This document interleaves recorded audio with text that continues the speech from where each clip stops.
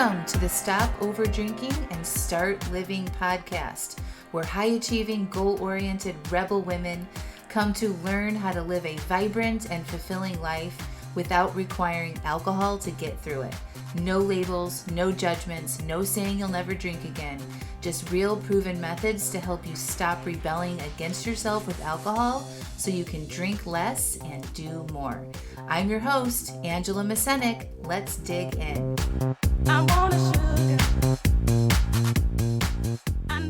Welcome to episode 120, Relationships and Our Manuals for Them. Well, hello everybody. How are you all?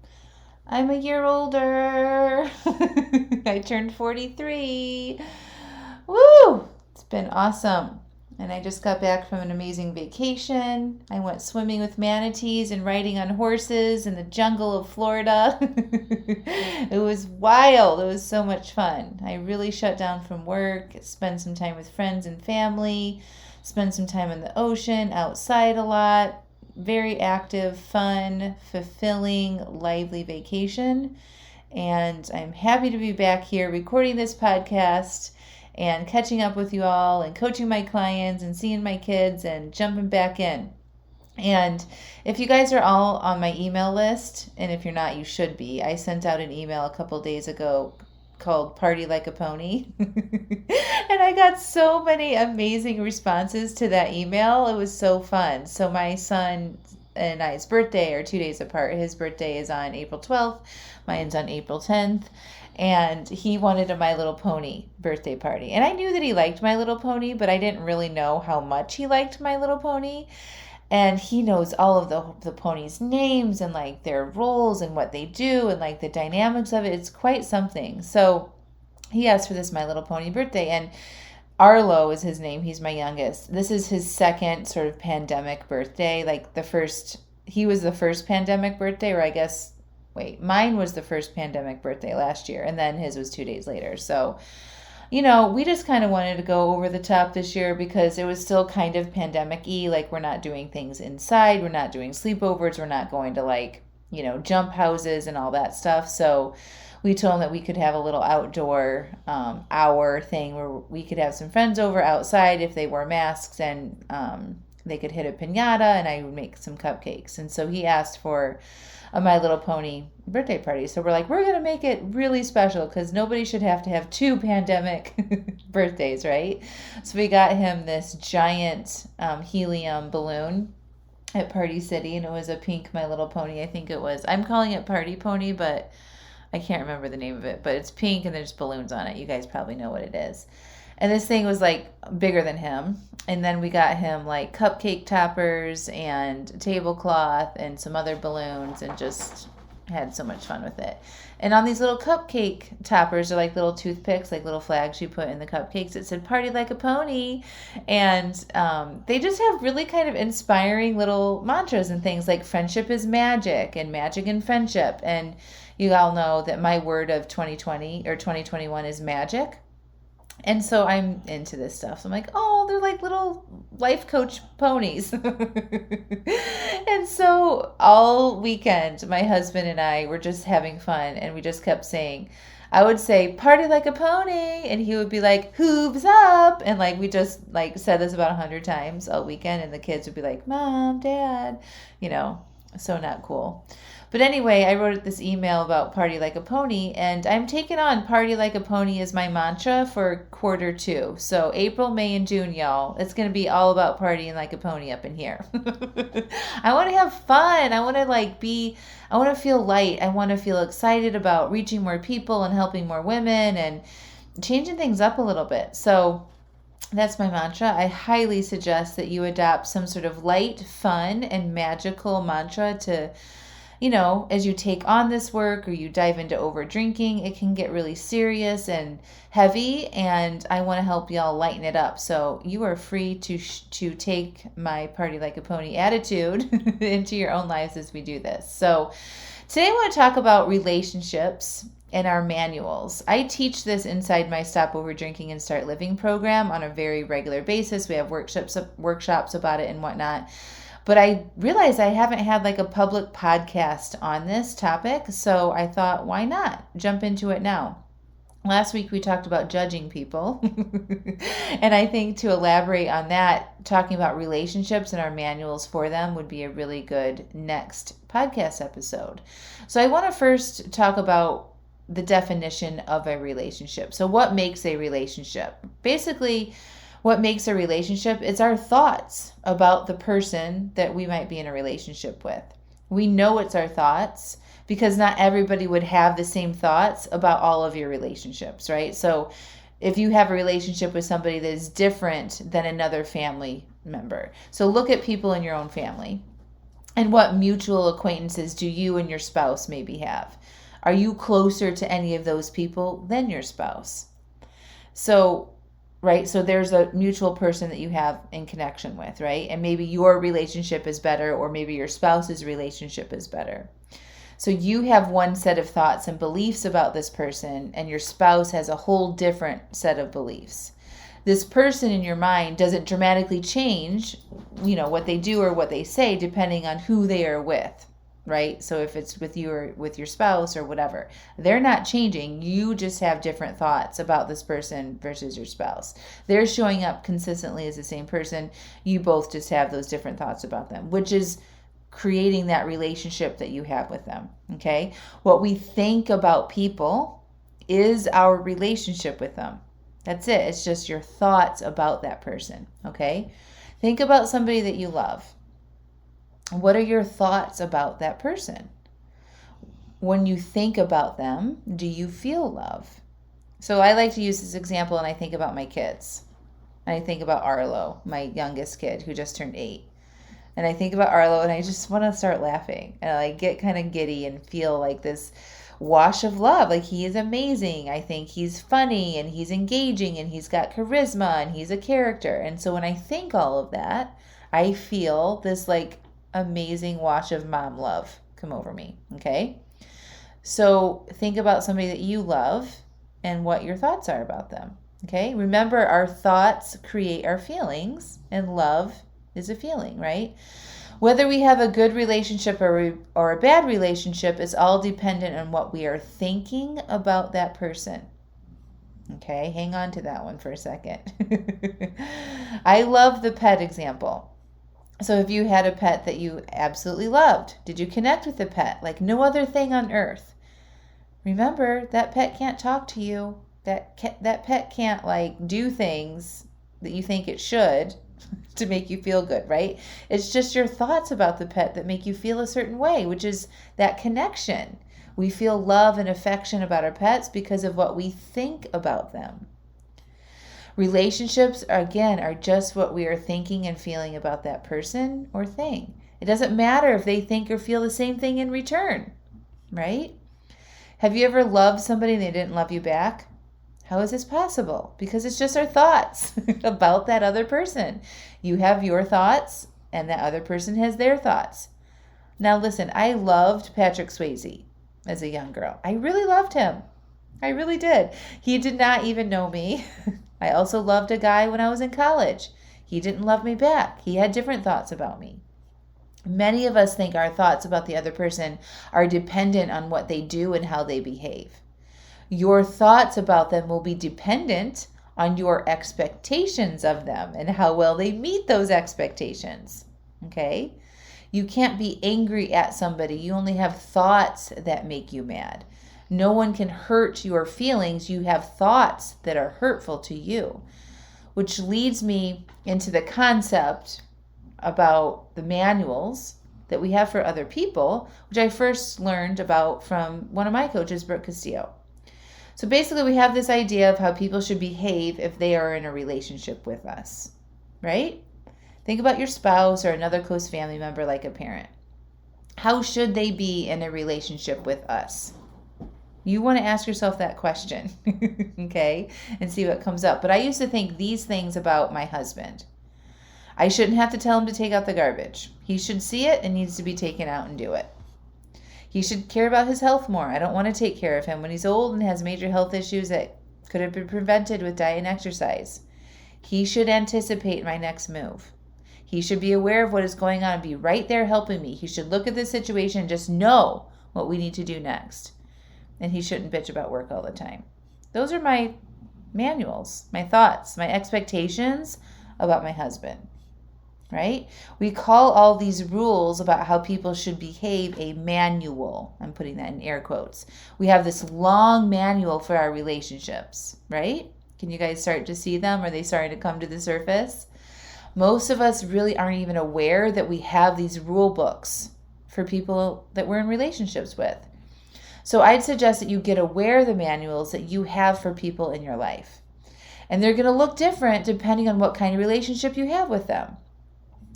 Write down all of the ways that they should behave in this relationship with you.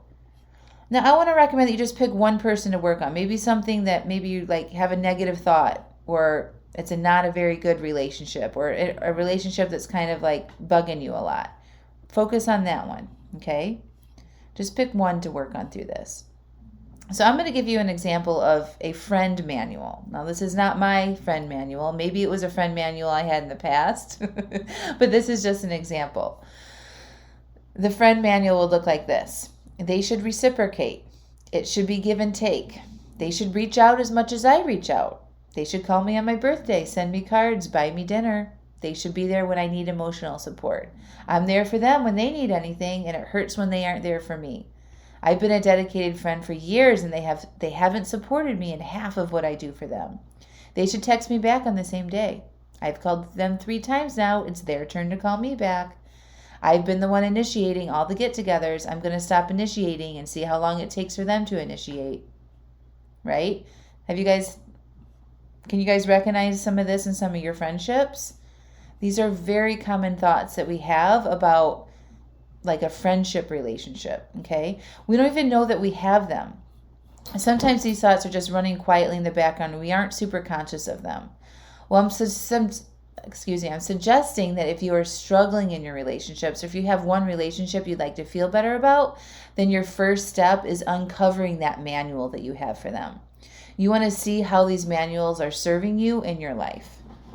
And a good way to determine if these manuals are serving you is to ask yourself how you feel when you look at a specific rule or manual that you have for somebody. For example, a rule you might have might look like this. My friend should call or text me back the same day. Or maybe it's your parent or a sibling or something. They should call or text me back the same day. And when you identify that rule that you may have had for them, you want to ask yourself, how do I feel? What's my feeling or my emotion that I have when I think they should call me or text me back the same day? Does it generate an angry feeling or a pissed or an anxious or an entitled feeling? Okay, so name the feeling that you get when you have that thought. They should text me back the same day. And what do you normally do when you feel this way? Do you hold back from them? Are you snarky? Do not call them for a while. Avoid them when they do text or not respond right away. Would you drink or eat later because you feel like you don't have good friends? Okay, so identify the things that you do when you feel the emotion that you identified.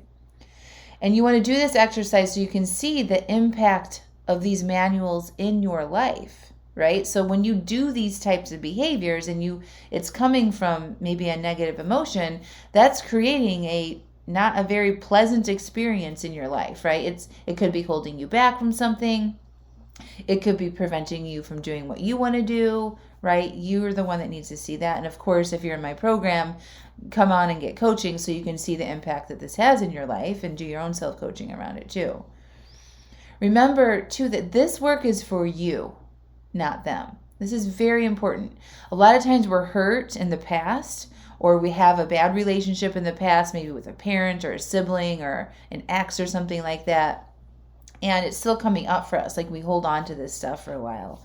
And we don't want to give them a pass. We're like, well, I don't want to forgive them or, work on this because they're wrong. Like they shouldn't have done these things. And I want to remind you that this work is for you because the thoughts that you have and the manuals that you have for that person in that relationship affect you. Because again, when you think they should text me back or they should do this or I want them to do that, right?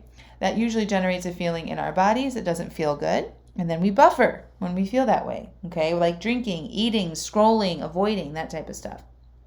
So this work is to benefit you and your life. It has nothing to do with them. Like, let them be what they're doing. Like, this is about making your life better. And when you feel better in your life, you tend to do better, right? You're the one whose life will improve if you take time and look at this in your relationships. We get confused sometimes when we think about relationships. It takes two people. A lot of you guys think that. Well, it takes two people to make a relationship. Well, this is where it gets kind of muddy because remember, it's your thoughts about the other person that creates the relationship that you have. And it's their thoughts about you that creates the relationship that they have, right?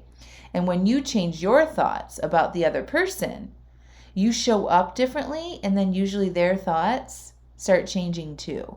And so it really only takes one person to improve relationships. And why not it be you? Okay, we can't control other people. So highly recommend that if you've got somebody that you've been struggling with or you'd like to dig into or you want to have a better relationship, that you look at this stuff. So I also get asked a lot of time if doing this work for people in our past relationships can be helpful, or people we really don't want to have relationships with, but kind of causing us to feel bad when we think about that, or they might pop up occasionally in our lives. And the answer is yes, always yes. Anytime you do this work, it's going to benefit you in your life in a lot of different areas. It will help you with future relationships that you might have. It will highlight how you can improve other relationships that you're currently in. We're just going to use this one person as an example and work on that relationship, and the rest of your relationship will also improve because you start applying some of this stuff and seeing some of the manuals that you had for this one person. It will like unveil the manuals that you have for other people, and then it'll sort of naturally improve, okay? So once you get aware of your manuals and you can see the impact that you're having in your life, then you have some choices to make. You can drop the manual. You can be like, you know what? I don't need any more rules around being in a relationship, right? Let people be people. I'm going to focus on me. You can create a new manual that feels good. It's fine to have a manual. Just make sure it feels good when you think about it. And you can decide to love unconditionally, no matter what, which benefits you, not the other person. So I just want to invite you to be selfish here for a second. Stay with me. So I know that I want to live my life exactly how I want to live it. And I think I do a good example of that. And I want you to think about that for you. Like, do you like being a human that has free will in your life, making your own decisions, going about your day, making choices and doing things based on what you want to do? I'm pretty sure most of you like that. I could be wrong, but I think that most of you like that. So you like choosing what you do and behaving like you want to behave. You're an adult, right?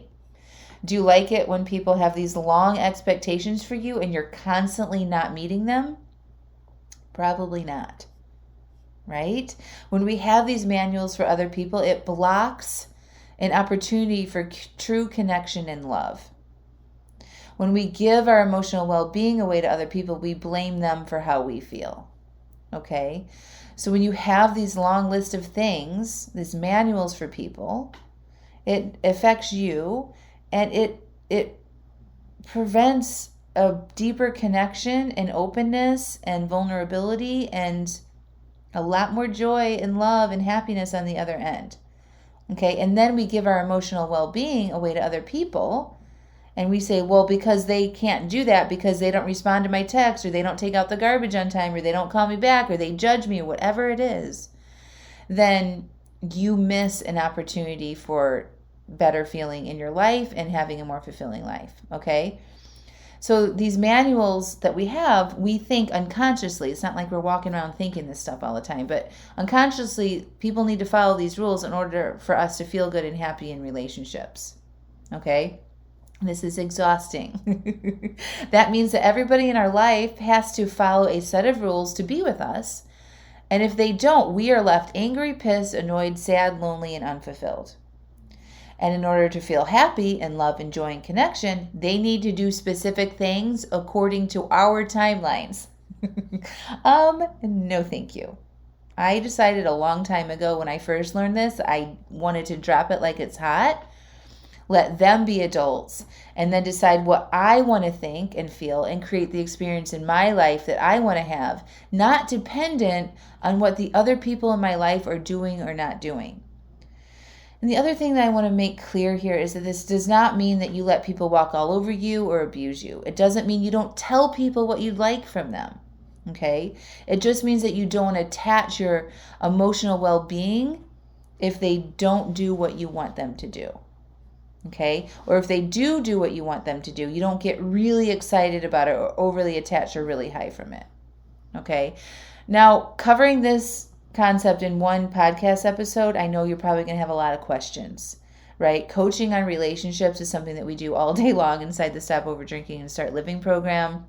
There's many nuances and examples and circumstances that go into this, but a very good general concept for you to start doing the work on improving some of your relationships is uncovering the manuals.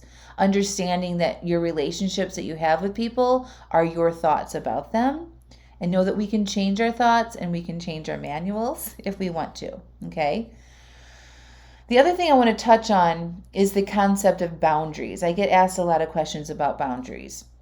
A boundary, a definition of a boundary, is an appropriate thing you will do if there is a boundary violation. So it's about you again. If somebody is coming into your emotional or physical space in a way that's inappropriate, you need to set a boundary for yourself, not them.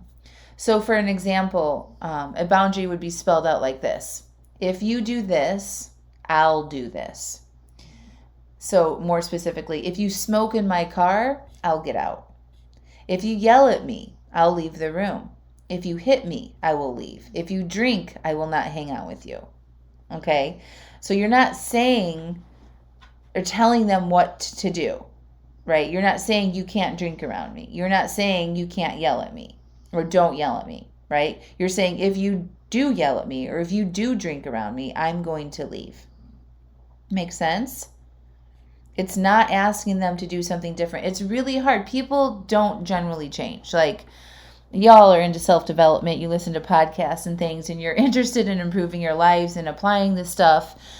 But the general population people kind of adapt who they are, and they don't want to change or look at this kind of stuff. So expecting people to change because you want them to is a really high expectation, or for them to do things differently, especially if it's somewhat of an offensive behavior, right? That's just not going to happen. You probably know that because they've probably been doing the behavior over and over and over and over again for years. And you've probably said things to them in the past about it, right? And it's something that bothers you.